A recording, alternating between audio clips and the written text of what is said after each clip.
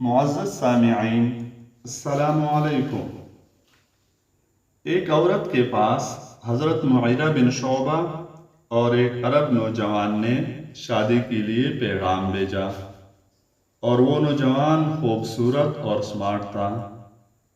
ان دونوں کو اس عورت نے یہ جواب دیا کہ تم نے مجھے نکاح کا پیغام بھیجا ہے، اور میں تم دونوں میں سے کسی ایک کا رشتہ اس وقت قبول کروں گی جب میں تم دونوں کو دیکھ لوں اور تم دونوں کی گفتگو سن لوں۔ لہٰذا اگر تم دونوں چاہو تو میرے پاس آ جاؤ۔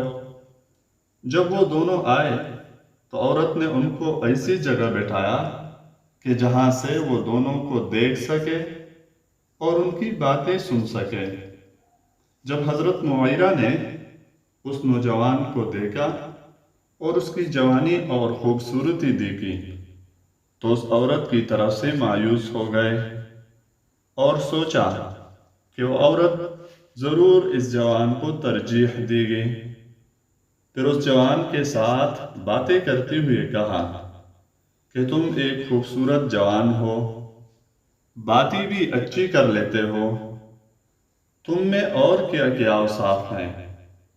اس جوان نے اپنی خوب تعریف کی۔ پھر حضرت مغیرہ نے اس سے پوچھا کہ تمہارا حساب کتاب کیسا ہے؟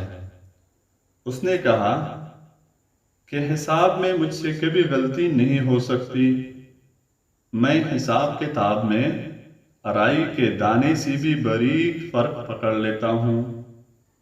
حضرت مغیرہ نے کہا کہ میرا تو یہ حال ہے کہ میں گھر کے کونے میں پیسوں کی تیلی رکھ لیتا ہوں، گھر والے جب چاہیں وہاں سے رقم لے کر خرچ کرتے رہتے ہیں اور مجھے خبر تک نہیں ہوتی، بلکہ پتہ اس وقت چلتا ہے جب گھر والے دوسری تیلی مانگ لیتے ہیں۔